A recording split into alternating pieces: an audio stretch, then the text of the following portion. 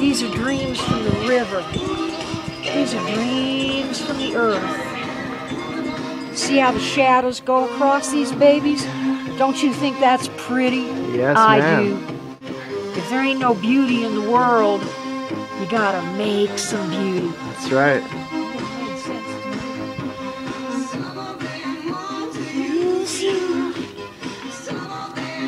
To get used by you.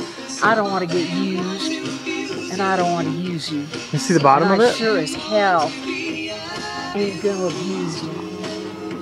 And I'm sure as hell not gonna let you abuse me. Not when I can do this kind of stuff made pretty. This is one that I started working on today. It's still all wet and still dreaming of being finished. It's not quite ready yet. I'm going to show you a really quick little trick on how I do this. If I can find my clay.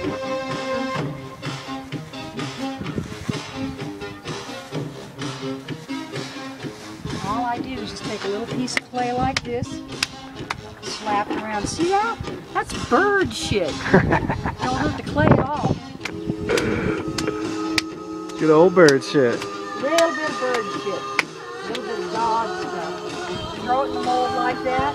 And you see what happens? The clay tells me what it wants to do. Yeah. The clay tells me how it wants to play. So I try to listen to it. Sometimes I'm really good about that, and sometimes I'm not, just like anything else, you know? Yep.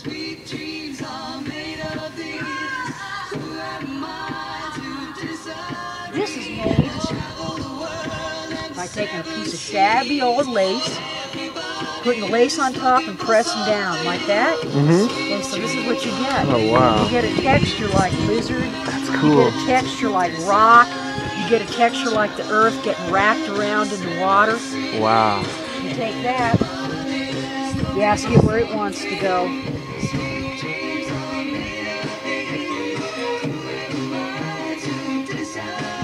Trippy, huh? There you go. Nice. Kind of reminds me of songwriting too. Yeah, well, the thing is, you know, if you just let you let Mother Earth flow. Yep. I'm always asking myself, what does the song need? And What does the song need? What does God need? What is God telling you you need? What do you need to do to make your song yours? Yep. So that's it. Like I play around with it a little bit, make some little viney things and some little leafy things, smash and smush. This one I'm doing is really quick and sloppy just to show off. Most of these take about 4 to 5 hours to do because I'm obsessive. That is one trait that is very conducive to great art. Yeah, I think so. And even if it wasn't, not a damn thing I can do about it, baby, right? Let me tell you. So I might as well make it for art. But see, there you go. You got this little natural form. Now I use the mold only because this is very soft, wet clay. Iron has a tendency to collapse. So what I do is use the mold to hold it until it gets hard enough to hold it to stand by its own.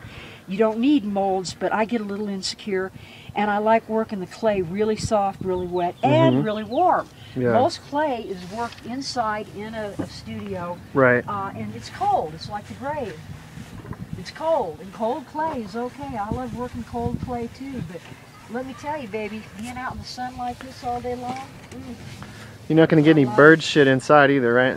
no, That's the funk. the funk. Well, I get the funk anyway.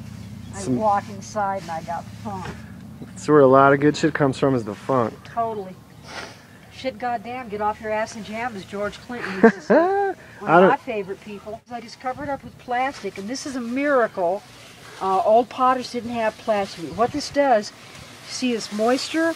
That's being pulled in two ways. The The mold is made out of plaster and it's dry. Okay. It sucks moisture away. Okay. So the lividity does not weaken the clay. The clay isn't sitting somewhere wet. Okay. But when you cover it in plastic like this, it acts like a humidifier. Okay. And it helps the clay dry slowly. Nice. Because with the high iron, you have to have it a little bit slower than usual. But I started working on this morning, and it's already pulling away from the mold. You can see that, and that's how you can tell it's already starting to dry. Okay. And this is actually getting a little too dry, so what I'm going to have to do is just spray it down and hope for the best.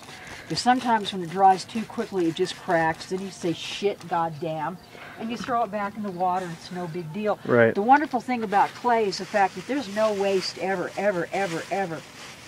All these pieces, I kind of ran out of clay at one point, and I scraped all my pots down. Like if you look here, all the shit on the edge, okay, all these pots were empty. And I just scraped all that shit down. I got about 15 pounds of clay. Okay. And that's what these are made from, is just the recycled crap. So you can reuse it as long as you haven't fired it? Is that the deal? Right. As long as you haven't fired it, it's just dirt. And it gets dry. You can see like right here. Like that. That's clay. Oh, yeah. So what I'll do is I just pop it in here. Now, the other day I did a criminal run and liberated some clay from a place that didn't deserve having it. Power to the people. Power to the people.